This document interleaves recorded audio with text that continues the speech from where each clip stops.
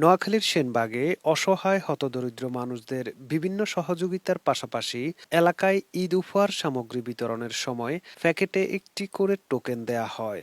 সেই টোকেনের একটি অংশ থাকে বিতরণকারীদের কাছে। সেসব অংশগুলো নিয়ে ঈদের পরের দিন ফাউন্ডেশনের সদস্য ও এলাকার গণ্যমান্য ব্যক্তিদের নিয়ে লটারি অনুষ্ঠিত হয়। লটারির মাধ্যমে দুজনকে বাছাই করে তাদের ১,০০,০০০ টাকা করে দেয়া হয় ২,০০,০০০ টাকা।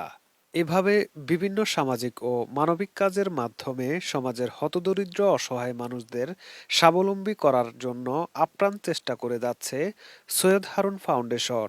ইসমাইল ভাই যখন আমাদের ফোন করে বলছে তখন আমি নিজে উজু করে 2 রাকাত নামাজ পড়ছি যে আল্লাহ পাক আপনি আমার কেন হঠাৎ করে এই খবরটা শুনলেন।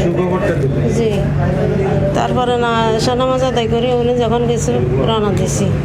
যাক আলহামদুলিল্লাহ, যা রসুল্লাহ আমাদেরকে আল্লাহ পাক এই টাকাগুলো দান করছে। আমার ছেলে মেয়েরও তেমন একটা না, আর 2টা মেয়ে আছে মহিলা মাদ্রাসাত পড়ে, একটা আমনের মিসকাতে, একটা হয়েছে না বাংলাতে নাইনে ছোটোটা। যাক আলহামদুলিল্লাহ, এখন ওনার যেন আরও দোয়া করে, ওনাকে আল্লাহ যেন নেখায়াত দান করে, উনি যেন আরও গরিবের অসহায়দের পাশে দাঁড়াইতে পারে। এই সংগঠনটি অন্যান্য সংগঠন থেকে সম্পূর্ণ ব্যতিক্রমধর্মী কার্যক্রমের মাধ্যমে ইতিমধ্যে ব্যাপক প্রশংসিত হয়েছে। বলছিলাম নোয়াখালী সেনবাগ উপজেলার ৫ নং অর্জুনতলা ইউনিয়নের সৈয়দ হারুন ফাউন্ডেশনের কথা। ঈদের পরের দিন এমন কার্যক্রম পরিচালনা করে সংগঠনটি। সংগঠনের আহ্বায়ক মোহাম্মদ ইসহাকের সভাপতিত্বে এবং সংগঠনের সদস্য সচিব রমজান আলী মাসুমের সঞ্চালনায় এ সময় উপস্থিত ছিলেন সৈয়দ হারুন ফাউন্ডেশনের প্রতিষ্ঠাতা চেয়ারম্যান লায়ন সৈয়দ হারুন। এছাড়াও ৫ নং অর্জুনতলা ইউনিয়ন পরিষদের চেয়ারম্যান সাখাওয়াত হোসেন রিফন, সিলুনিয়া ইউনিয়ন উচ্চ বিদ্যালয়ের সাবেক প্রধান শিক্ষক আব্দুস সাত্তার, টপস্টার গ্রুপের পরিচালক মোহাম্মদ শাহাদাত হোসেন মিন্টু, সৈয়দ হারুনের জামাতা ব্যাংকার স্মৃতিশরণ্য, বিশিষ্ট সমাজসেবক আবু ইউসুফ মজুমদার ও নিজামুদ্দিন চৌধুরী।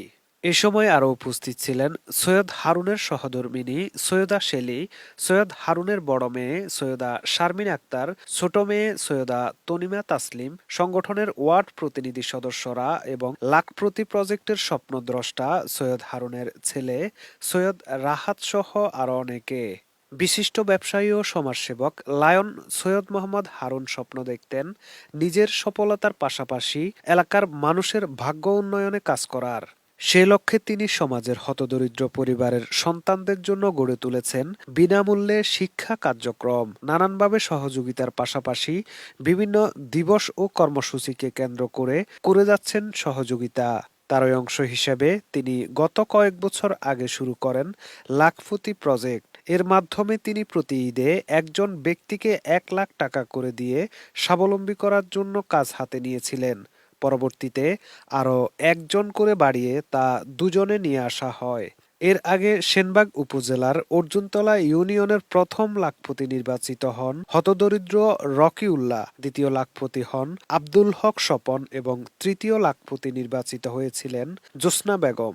সে কর্মসূচির আওতায় এবার সেনবাগ উপজেলার ৫ নং অর্জুনতলা ইউনিয়নের ইদিলপুর গ্রামের বিধবা মণি বেগমকে চতুর্থ লাখপতি এবং পঞ্চম লাখপতি হিসেবে চিলুনিয়া গ্রামের বিধবা তসলিমা বেগমকে লটারির মাধ্যমে নির্বাচিত করা হয়। এই টাকা দিয়ে স্বাবলম্বী করে তোলা হবে পরিবার দুটিকে, আর তাদের তদারকির দায়িত্বে থাকবে সৈয়দ হারুন ফাউন্ডেশনের সদস্যরা। যাদের নুন আনতে ফান্তা ফুরায় এমন মানুষেরা হঠাৎ লাখ টাকা পাওয়ার কথা শুনে আবেগে আপ্লুত হয়ে পড়েন, যা তারা কখনো কল্পনাও করতে পারেননি। এই কার্যক্রমকে সুন্দরভাবে পরিচালনার জন্য প্রতি বছর পর পর ফাউন্ডেশনের কার্যকরী কমিটির আহ্বায়ক ও সদস্য সচিব সহ একটি কমিটি নির্বাচিত করা হয়। এবার সৈয়দ হারুন ফাউন্ডেশনের নতুন কমিটির আহ্বায়ক নির্বাচিত হয়েছেন মোহাম্মদ জাবের এবং সদস্য সচিব নির্বাচিত হয়েছেন কাউসার আহমেদ। তো বরাবরের মতোই আমরা আগামী 1 বছরের জন্য 2024 এবং 25 সালের জন্য নতুন আহ্বায়ক কমিটি ঘোষণা করতে হচ্ছে। তো আমাদের সংগঠনের অ্যাক্টিভ কর্মী থাকে সবসময় 35 জনের মতো, কম বেশি 35 জনের মতো।